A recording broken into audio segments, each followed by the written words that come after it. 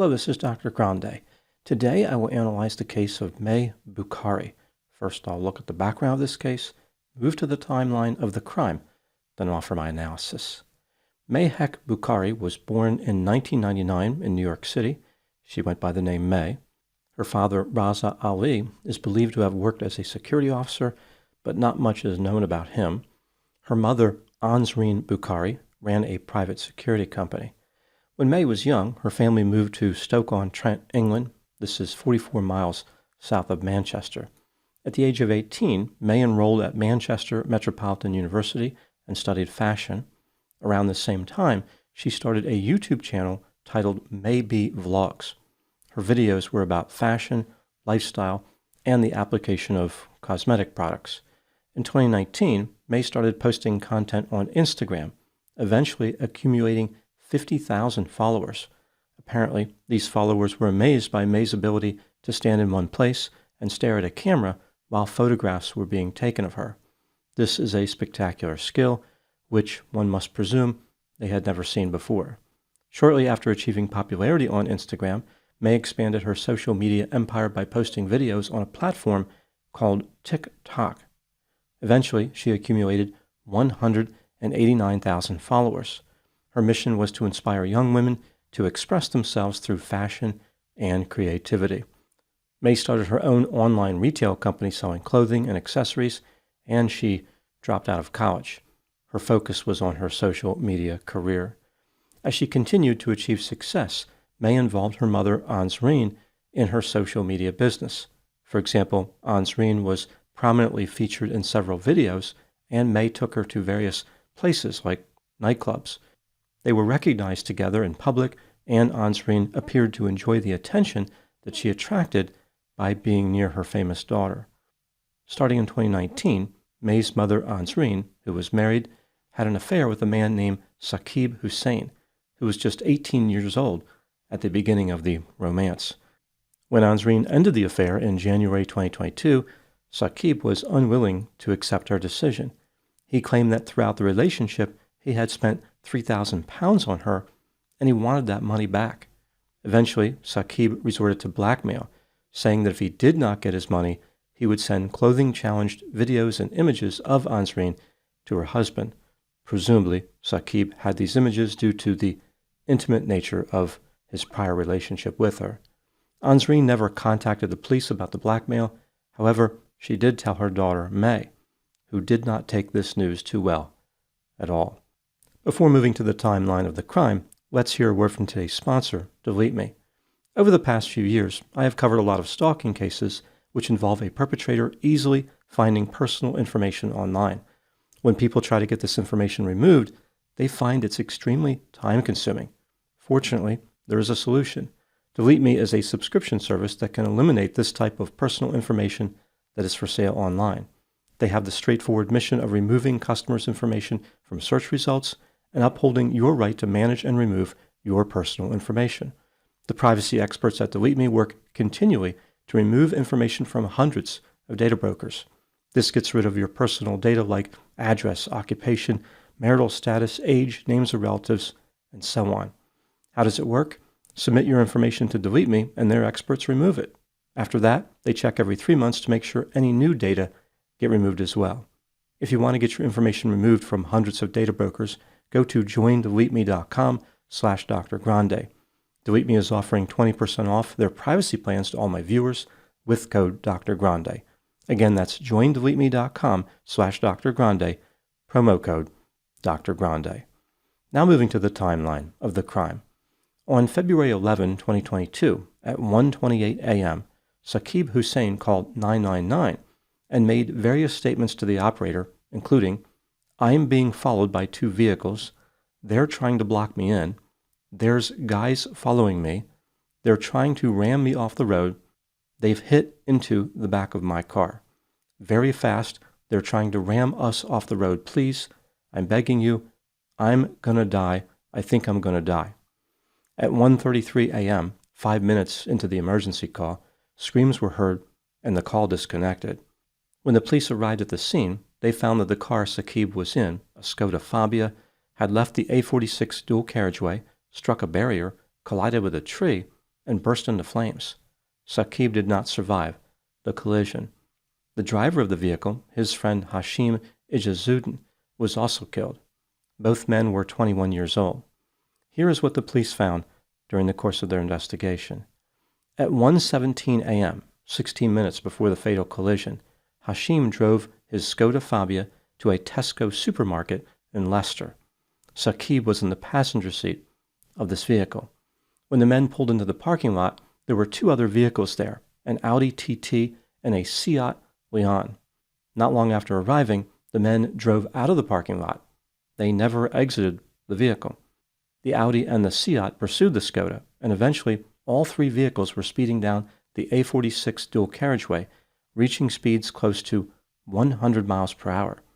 The collision was not captured on camera, but the police wondered if the two pursuing vehicles had caused the Skoda to leave the roadway. Automatic number plate recognition cameras had captured the license plates of the vehicles. The owner of the Seat, Natasha Akhtar, was pulled over in that vehicle and placed under arrest. The Audi was traced back to Mahek Bukhari. The police paid a visit to her home and questioned her.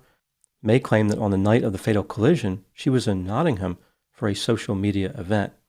Later, her story changed. She claimed that she was in Leicester and she saw the Skoda on the A46. The vehicle was being driven recklessly and left the roadway. She was in no way involved with the fatal collision. She did not really know what happened. Despite May's claim of innocence, she and her mother were arrested. As the investigation continued, the police identified additional suspects. 5 men were arrested. So at this point, 8 people had been taken into custody. May, her mother, Ansreen, Natasha, and the 5 men. All 8 of them were charged with murder. Eventually, the police were able to piece together what happened leading up to the fatal collision. The beginning of the disaster was the affair between Saqib and Ansreen. As I mentioned, Saqib blackmailed Ansreen, who in turn told her daughter May. In response, May came up with a plan to solve her mother's problem. She arranged a meeting with Saqib in the Tesco parking lot in Leicester under the agreement that he would be given the £3,000 he had spent during the affair. The deal was that, in exchange, he would delete all the videos and images from his phone right there in front of May's mother. This way, she could be certain they were gone. In theory, everybody would be satisfied with the outcome. What Saqib did not know is that May had recruited several people to come with her to the parking lot with the intent of beating him up and taking his phone. In the Audi, there was May, her mother, and 2 men. One of those men was the driver. In the Seat, there was Natasha and 3 other men. Even though Natasha owned the vehicle, one of the other men was the driver of that vehicle. When Saqib and Hashim pulled into the parking lot, they realized this was a setup. When Saqib and Hashim pulled out of the parking lot, the other 2 vehicles pursued them. The drivers of the Audi and of the Seat were in communication via cell phone for 14 minutes of the 16-minute pursuit, as if they were coordinating with each other. At 1:24 a.m., May called Saqib using her mother's phone, and they spoke for 3 minutes. The prosecution believed this call contained threats against Saqib. The speed of the vehicles reached almost 100 miles per hour. The investigation concluded that the Seat probably rammed the Skoda from behind, causing the Skoda to leave the roadway. None of the people in the Audi or in the Seat called for assistance. The vehicles went down the road. May and Natasha took over driving responsibilities. Then the vehicles passed by the scene of the fatal collision. Even at this point, when it was clear something terrible had happened, none of them called for help. The trial for the 8 alleged killers started in October 2022. In December of that year, the judge discharged the entire jury. The trial ended without convictions or acquittals. The retrial started in April 2023. One of the men who was a passenger in the Audi, Mahek Bukhari, said the phone conversation between the drivers during the chase was about ramming Saqib off the road. This supported the Crown's theory that there was a conspiracy between the drivers of the Audi and of the Seat. On August 4 of that year, Mahek Bukhari was found not guilty. May, Ansreen, and the 2 male drivers were convicted of murder.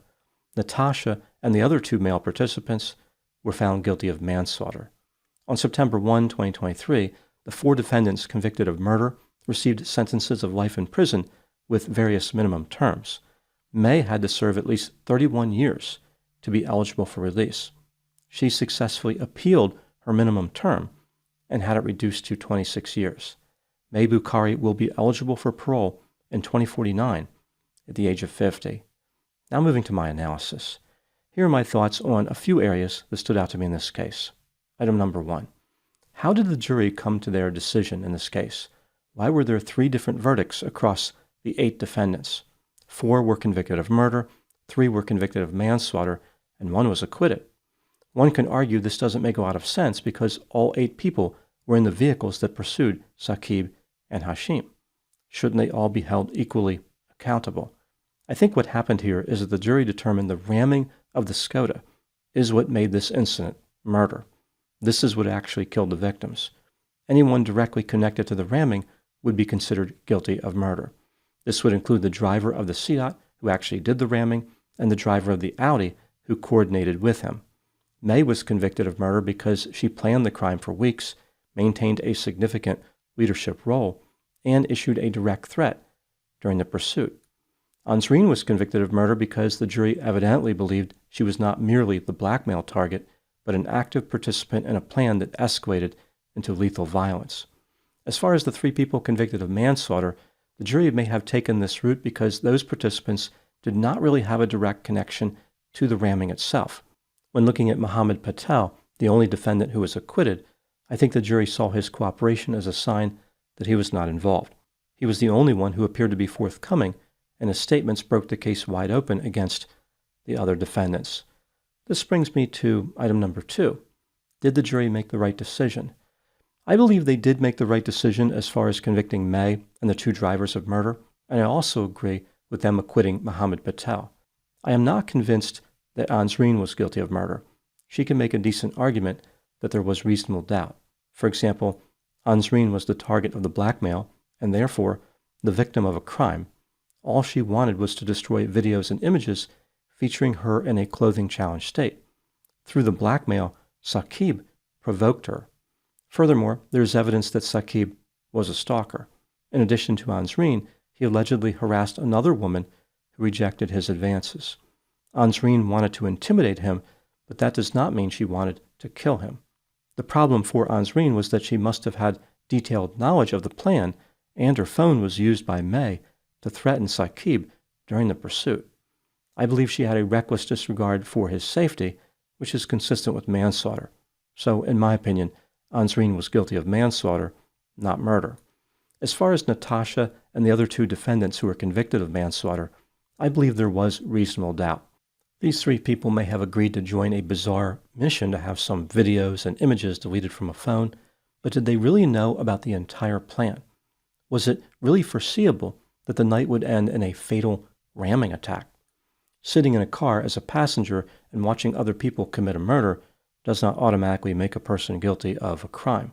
Once the drivers of the Audi and the Seat started the pursuit, the passengers were at their mercy. Another argument here is that the jury chose to acquit Mohammed Patel, even though he was in the Audi with May. If his presence did not prove criminal liability, then the other non-drivers and non-planners arguably deserved the same level of caution. When backing up and looking at everything, I believe May and the 2 drivers were guilty of murder, Ansreen was guilty of manslaughter, and everyone else was not guilty beyond a reasonable doubt. Item number 3, what do I think happened in this case? This is just a theory, my opinion. Mahek Bukhari was self-centered, impulsive, reckless, arrogant, grandiose, overconfident, excitement-seeking, vindictive, petty, manipulative, deceptive, Machiavellian, cold, callous, remorseless, had a sense of entitlement, and was exceedingly creepy. When she found success as a social media influencer, she believed this was the only career she ever needed.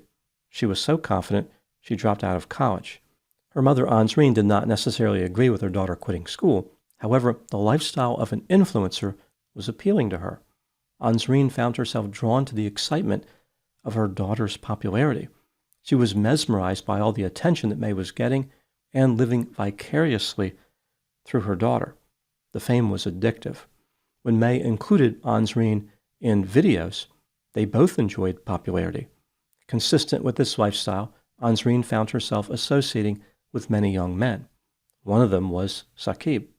Perhaps as part of a desperate attempt to recapture her youth and keep this excitement going, she started having an affair with him. When Ansreen finally came to her senses and terminated the affair, Saqib did not take the news very well. He started blackmailing her. Ansreen could have gone to the police, but instead she ran to her daughter. This action alone is a pretty good indicator of how immature she was. She was no longer acting like an adult. Arguably, her transformation into a social media influencer was complete. She was just like her daughter. By this time, May was intoxicated on her own fame. It is possible that she thought of herself like some type of gangster. She could have been thinking something like, "How dare someone mess with my mother? I'm going to teach Saqib a lesson. He has no idea who he is dealing with or what I am capable of."